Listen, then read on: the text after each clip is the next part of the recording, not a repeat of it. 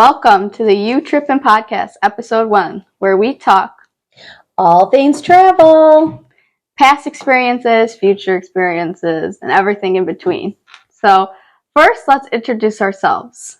I'm Taylor Underwood, a nursing student going into my junior year, and beside me is... I am her wonderful mother, Jenny. I happen to be an owner of a travel concierge service, which I can help you plan any trip you are thinking. And due to that, we have all kinds of fun, crazy, interesting experiences, I guess, all about travel. It is pretty crazy experiences we faced. We've started traveling nonstop for the past 3.5 years. So we've seen almost everything. Pretty much. So we figured, why not start a podcast, which is going to give us some experiences to share with you, whether it's from my side of things or as a family or Taylor being a college student. We figured we could talk to all of you out there and share some of our fun stories. Yes, the do's and do nots of travel. There's lots of them. There sure is. So we figured over the next couple of podcasts, we got a lot of really cool ideas for you. And today was just going to be a little introduction, and you can get to meet us. And then, of course, at any time, if you have any questions, you can give us a shout out, and we'll answer any and all of your questions. Of course we will. We have lots of answers for these. So let's start with a little past how you got into travel business. Well, we could go back way far, Taylor, but I'll save everyone the torture of a really long story. If you don't know me, you're going to learn fast that I am a talker. Taylor is not like that. She is not the talker of the family. Her younger sister got that from me. But years and years ago, back in the day, I was in college myself, and I came home from college, and I told my father, Dad, I want to be a travel agent. And he said, Jen, go back to school. You're not going to be a travel agent. And I said, okay. So fast forward 20-something years, and I happened to see this idea where you can, start your own business from home. And so many people would always ask me about planning trips, especially Disney, because we would take our kids to Disney as much as we possibly could. And in between taking the kids to Disney, I would plan Disney trips for years on end because I was so excited about it. So I said, you know what? Instead of just helping people, why don't I actually help and plan their trip? So I came home, kind of a similar situation, Taylor, as when I went and told your papa in college. Came home, and this time I told your father. I said, Mike, I'm going to start my own business. And he looked at me and he said, I don't think you got time for that. Well, which you don't. Which I don't, but we make it work, and you're succeeding. Tell them your rankings. So I work under an agency that has about 300 advisors, and last year I was number 4. I was actually the number 2 of single advisors, because we have some on our team that work with others. They're like a team. So last year was super, super amazing. Obviously, COVID was not fun at all. For anyone for various reasons, and owning your own business during COVID definitely was difficult. So last year was super awesome. This year is starting off amazing, and I'm excited to see where this business goes. I've had to ask the kids for some help here and there. They help me with some social media ideas, which is trending now, TikTok. That's true.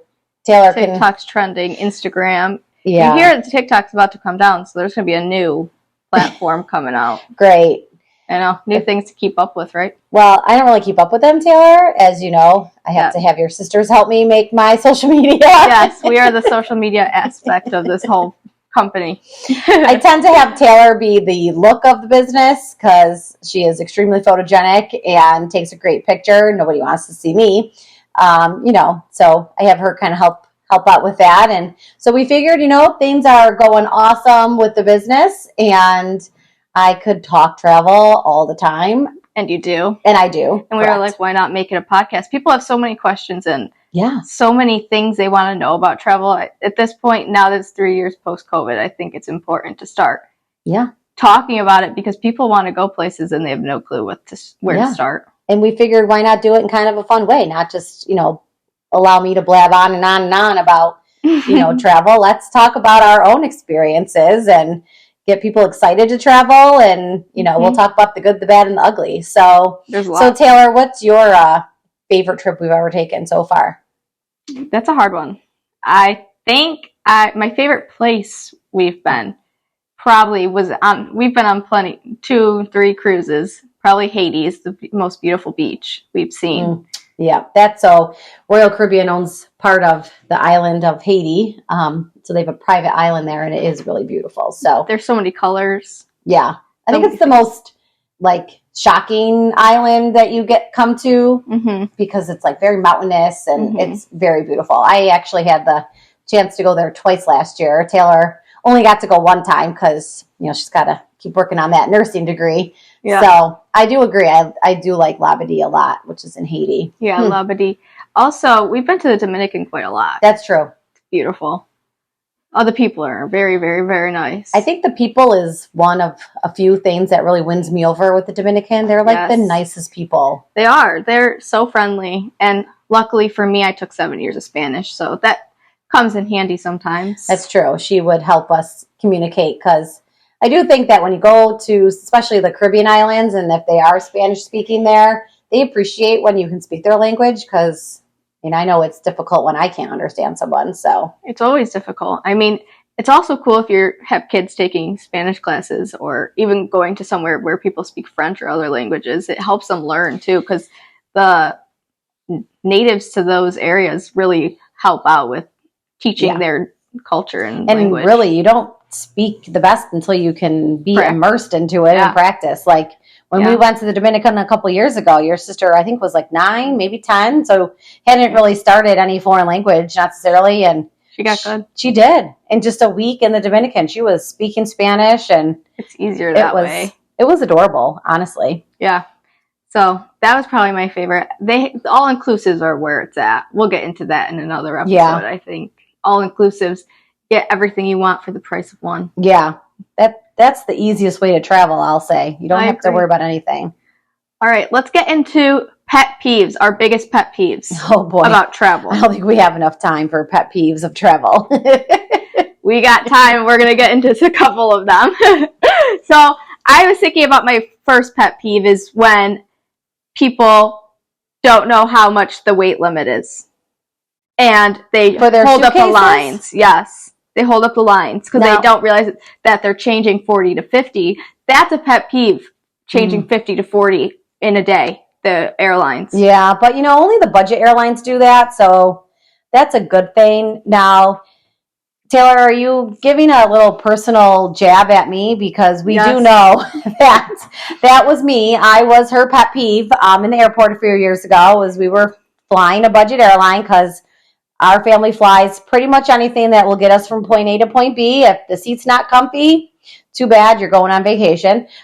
So there we are in the middle of the airport, and I told her the weight limit's 40 pounds, and she packed her bags and ignored me until we got to that airport. And I insisted it was 50 because it's always 50. Yeah. Why would it be 40? It's always 50. It's always 50 until you have to open your suitcase and lay all your clothes on the dirty floor. Yep. So that was me in the middle of the airport. And I'm pretty sure there was an episode of Friends, anybody who's a Friends fan here, where Joey puts on all of Chandler's clothes. And that was literally me because I had to empty my suitcase enough to make the weight limit, but I didn't have anywhere to put anything. So I kind of crammed a bunch of stuff in another bag I had, but then I literally had to wear 3 sweatshirts because I didn't have anywhere to put them. So it's always a mess. And there, of course, I am, pretty much sweating, trying to get all my stuff rearranged in the middle of the airport, no less. And then I look over and there's Taylor giving me a glare of disgust. It's an I told you so look. Yeah. And she was not pleased with me at the scenario. But guess what? I made it work and all was fine. And I am now the proud owner of my own luggage scale. That is one tip that I agree. Is major to get off of Amazon. They're $10. Yep. And just keep it right in your suitcase. Yeah. They weigh like nothing. Yeah. Keep it right in your suitcase. And then you can, grab it when you're ready to go somewhere. And then you have it. Because the other thing is, How many times, Taylor, have we been in a destination and we're like on the verge of tears? not like sad tears, but we're on the verge of tears of we don't know what to do because we have all this stuff to bring home and we don't have enough room. Yeah, it's important. Also, on top of that, bringing an extra suitcase with nothing in it if you're going to like Disneyland or Disney World, because you cannot estimate how much you're going to buy at anywhere. At a theme park, for sure. My secret tip, this is kind of turning into a tips episode too, which I like. Pet peeves that we're going to tip people to make it better, you know?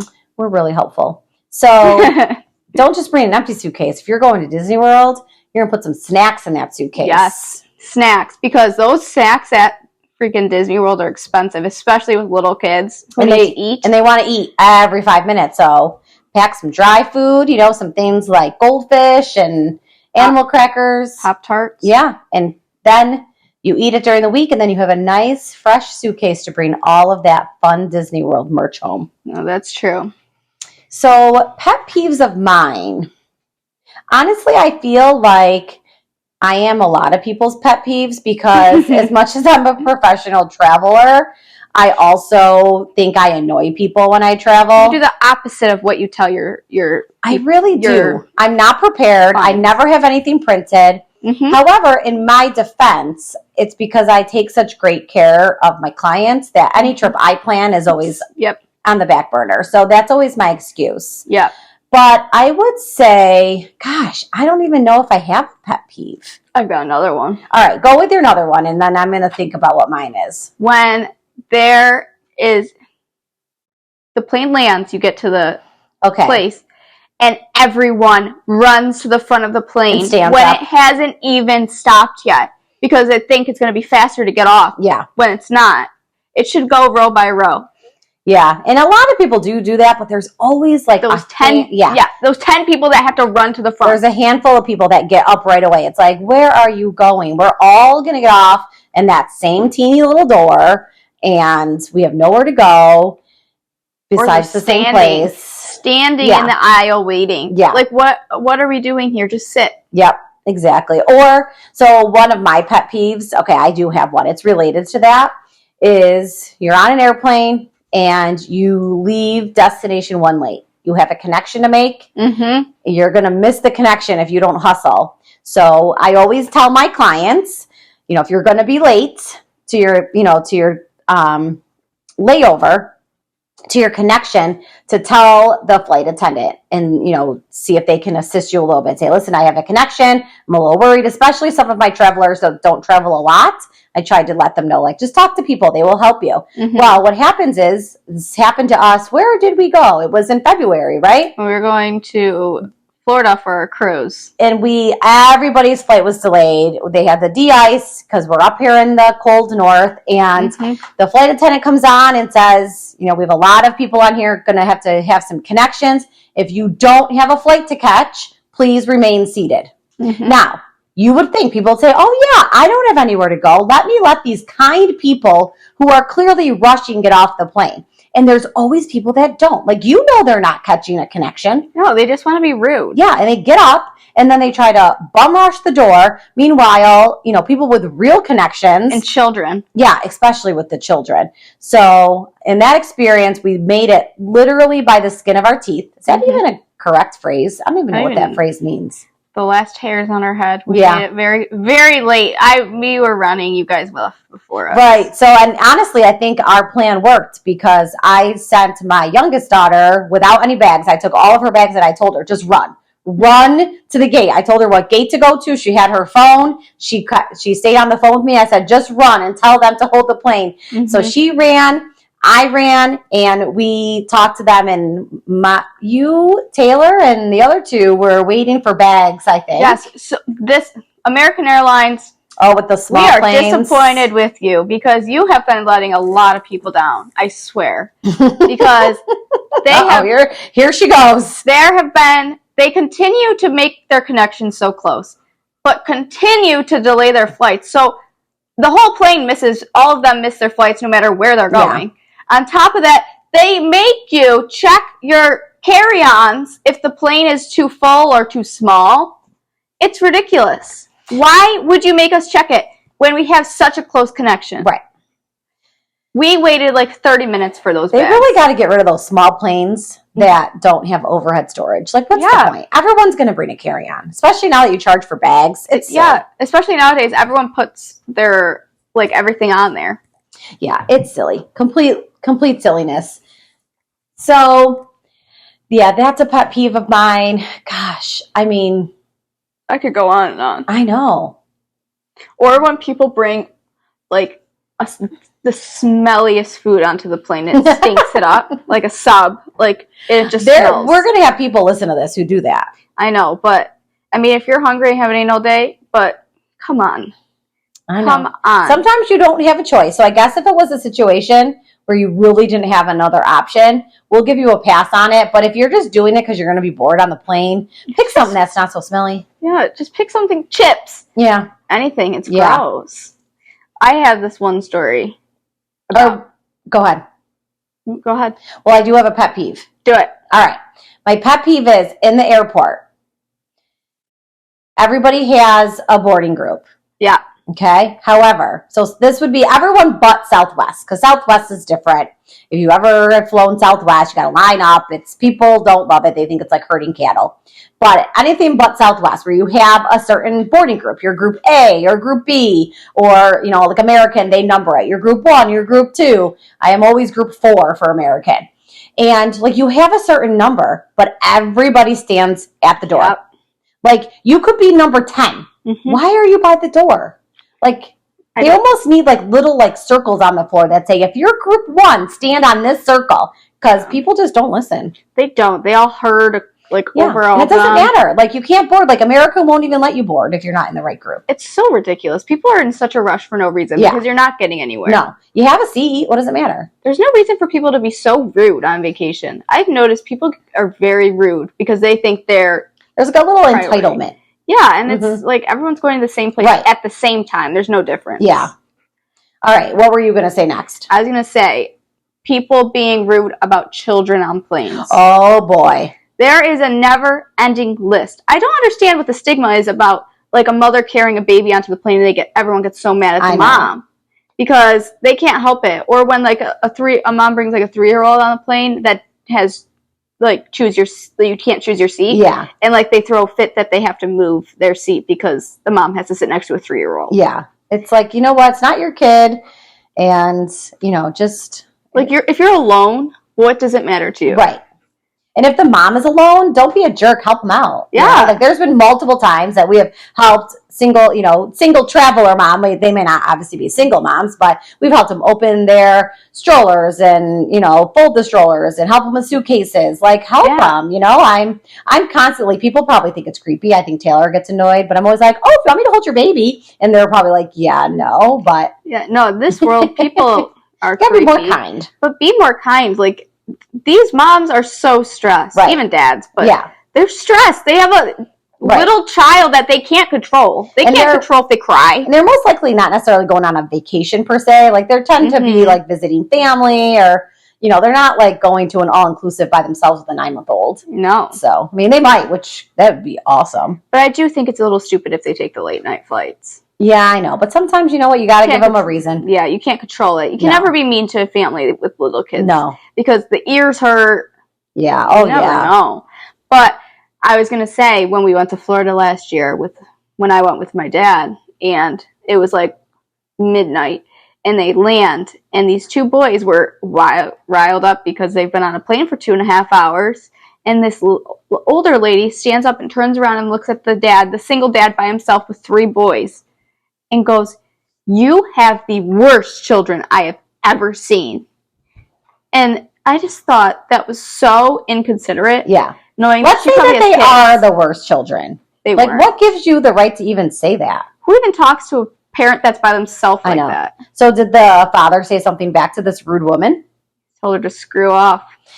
Good for him. Were his kids really that bad? Because I wasn't on that flight. I didn't even hear them. Oh, my gosh. I didn't even hear them. They might have been like talking or something, but it was late at night. They were probably just had overexhaustion. Yeah, and maybe that wasn't their first flight of the day. Maybe they were. They had I remember him telling me he had a 6-hour layover, so they were just done. Oh yeah, because their one flight got canceled. So you never know their circumstances. like, you don't need to spread so much hate around this world. Just your little tip of the day is you never know what someone has going on in their life. It's just good advice no matter what. Travel or not. Anything in life. And I think everyone's guilty sometimes. I'm guilty sometimes. I get caught up in a moment and forget, but I think, 9 times out of 10, I think that's the advice you should try to always have. And you can make a mistake here and there. It happens, but not in such a high degree. Yeah, I agree. It's quite terrible. I agree. Well, this has been our first official podcast episode. Mm-hmm. It's went pretty well. I know that we have more ideas to come and special guests that will probably make an appearance. Yep. We're going to try to get the Mr. Underwood, Michael on Underwood. board. Yeah. He knows all about travel and he knows all the details that we And he's a good storyteller. We're going to get him on. We're going to get him. Yeah. One time. Yeah. He'll come on. He'll talk travel with us. He has some radio experience, so he's probably going to be a really awesome podcaster. Yes. He's very good on the radio. He's a good talksman. I mean, he does work for a car business. He's got to sell anything. That's true. And he has a face for radio. Just kidding. Love it. So, well, we're super excited about our podcast. And if anybody has anything that they want to chat about, you just feel free to let us know. Yeah, and we can mention anything on the podcast. Maybe if we have enough questions, we can answer them. Yeah.